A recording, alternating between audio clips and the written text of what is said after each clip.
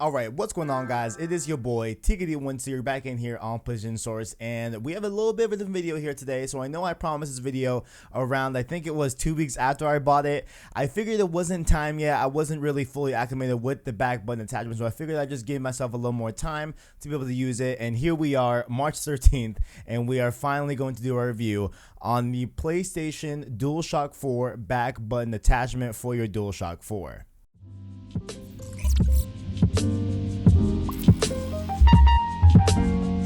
So first off here, considering that it is a very hot item on the market right now, I could not find any in stock, but if you can find one in stock, it retails for $30. So a very low cost for what you're getting overall. And essentially what it does is it adds 2 buttons to the back of your controller to be able to be reprogrammed for different face buttons or shoulder buttons or etc. And the intent is to replace the highly used face buttons, whether it be reload or jump or etc. or anything on the D-pad or R1L1, whatever you want to do. Any highly used button to be able to be remapped to the back button. That way you can hit it more frequently and more efficiently without taking your thumbs off the sticks. And so this whole phenomenon of these type of controllers really did rise to prominence with the COD scene, with the competitive scene, and them wanting to be able to keep their thumbs on the sticks and be able to aim and move while still retaining the ability to reload or jump and stuff like that. So they developed these really expensive controllers. I'm sure maybe like the biggest one that you guys have heard of might be Scuff Gaming. They do really good fancy controllers that are hundreds of dollars and very pricey. But here with the back button attachment, it gives you at least 2 buttons. I know some of the Scuffs have 4 buttons and different paddles and stuff like that, but with the back button attachment, you get 2 buttons that can be reprogrammed to any button you want essentially. And while you can remap any button you want on to the back buttons of the back button attachment, you can also have 3 different profiles listed for your device. And so you can have essentially 3 sets of 2 different combinations of back button mappings, whether you want for different people in the household that are using the same controller, or what I think a lot of you might use it for is for different games. So you can have, let's say, COD on the first profile, Apex on second, and Fortnite on third, etc., and be able to map it to that game's specific needs to better suit you overall and to be more efficient as a player. And so also how you install the back button attachment is actually pretty neat as well. So it plugs into the DualShock 4's mystery port on the bottom end next to the audio jack. And speaking of the audio jack, it also plugs into that as well and provides a pass-through for the audio jack, so you can be able to use the audio jack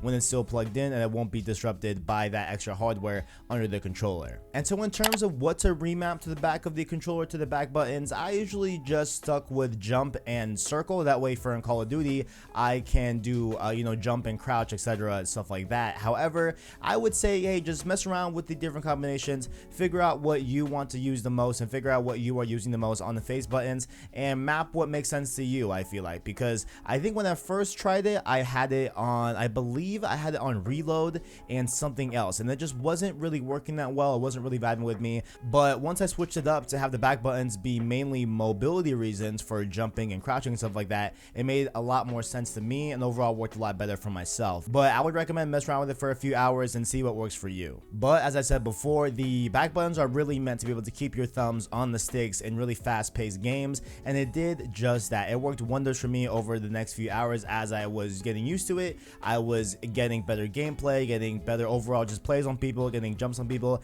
and being more, I guess, able to react to different circumstances in a faster way than I wasn't able to without the back button attachment. Of course, this is, we are talking about milliseconds of improvement, but that can mean a lot in terms of a game that's fast-paced like Call of Duty, Apex Legends, and Fortnite, etc. And now, of course, also let me not just fret here. It's not like you are going to go from night and day to be a pro player overnight. It will take a lot to get used to. For me, I want to say I got comfortable with it around the 2-3 hour mark, because I was just so ingrained with using the DualShock 4 just naked how it is. But it did take me a while, and eventually I got used to it and really preferred it over just having without it. However, for me, I did end up finding out that there were certain games that I really did not want to use a back button attachment and would just keep my middle fingers on top of the back button attachment on the back of the controller and kind of just keep it like that and not even use those buttons. And those games tended to be games that were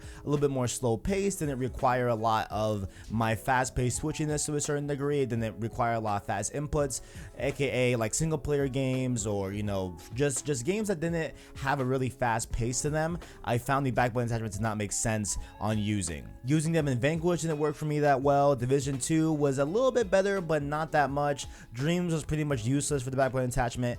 It's all going to be a matter of whatever game you're playing. It really does take into account if you'll be using the back button attachment. In my opinion, I feel like the type of game that you are using this back button attachment makes a lot of different change of perspective on how useful it is overall to yourself. And over time, there was a questioning of if this was even worth it, but overall, I felt that it was a very nice backup to me in terms of if I were to switch from, the Division 2 grinding out that to playing Call of Duty Warzone, I was able to utilize those back button attachments without putting on the extra attachment or taking it off. It was always there, and it never felt uncomfortable to have it there and not use it like in Division 2, but when I needed it, it was right there, and I could utilize it in the games that made sense for it. So I feel one of the biggest factors that a lot of people are not bringing up on this back button attachment is whatever game you're playing, it matters with this back button attachment. It doesn't make sense for you to go out and buy this, I feel personally, off of intuition to use this for a single player game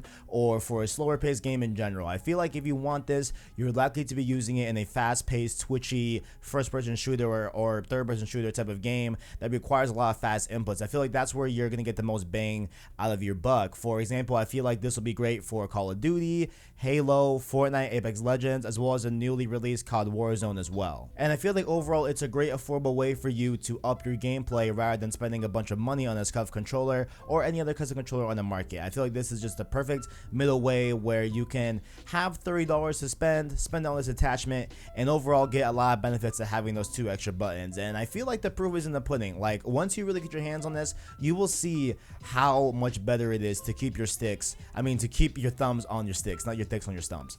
To keep your thumbs on the sticks at all times. You will get a bunch of benefit for a fraction of the cost. However, if you mainly play single player games and not really games that require a lot of fast inputs, I feel like you won't get a lot out of this attachment unless you are someone that really needs this for a specific personal reason, whether it be for comfort or whether it be for accessibility. This attachment will also, of course, help in those sort of facets. So I feel like if you have one of those, of course, buy it if you feel that you have a need for that, of course. But I feel like if you're the average person and just wants it just because it looks cool or whatever, I feel like there might be another reason why you might want to purchase this nonetheless. But overall, I feel like the back button attachment is a very weird accessory for PlayStation to come out with this late into the generation. But I feel like overall, also that no one saw it coming, but it's a pretty cool accessory that they put out. For $30, you get access to two back buttons that really do up your gameplay if you utilize it in the correct way in the correct game. It's a great in between from you having to go out and buy a custom controller to retain and get those features, and it is overall very, very price effective as well at $30. And with there being patents about having a new PlayStation controller that features those two buttons built into the controller itself, there could be a chance that the DualShock 4 with the back button attachment could be the DualShock 5 coming out with the PlayStation 5 later on this year, as they did say that the DualShock 4 will work with PlayStation 5. Maybe the ultimate key to that is to have this back button attachment to be able to fully utilize all the features that will be on the DualShock 5 controllers. So there's a chance that this could be alluding to how the DualShock 5 will look overall on the retail version, but that is neither confirmed. That's just speculation from a lot of different people. So whether you're trying to achieve a certain rate of accessibility and comfort with the back button attachment on your DualShock 4 for a personal reason, or you want to be able to aim better and move better overall with the back button attachment on fast-paced shooters like, of course, Call of Duty, Warzone, Fortnite, etc., Halo as well, or you maybe want a taste of the next-gen controller, I say why not get your hands on the DualShock 4 back button attachment. I think it's a great attachment overall. That is, if you can find it in store. They seem to be out of stock everywhere. I couldn't find one when I was looking online, but I got lucky and got it day one. But nonetheless, if you can find one and it makes sense for you, I'd say give it a shot. It's $30. I say it's worth every penny. But overall, let me know what you guys think about the DualShock 4 controller back button attachment. Are you going to be getting one? Do you think about it? Are you wondering if it's worth it? Let me know your thoughts down in the comments below. And make sure also while you are down there to check out our description where you can find our Twitter, our Anchor link to listen to our long form content in podcast format. That, of course, being Road to Part 2, Road to Final Fantasy VII Remake, as well as Saves Lot Podcast. And of course, check out our Discord where you can join in on conversation in the Discord server as well. Keep it locked on Twitter as well at PS4's Vids. And like the video if you enjoyed it as well. Stay subscribed to PlayStation Shorts to keep up with the latest and greatest in PlayStation. Thank you for watching, and as always, greatness awaits.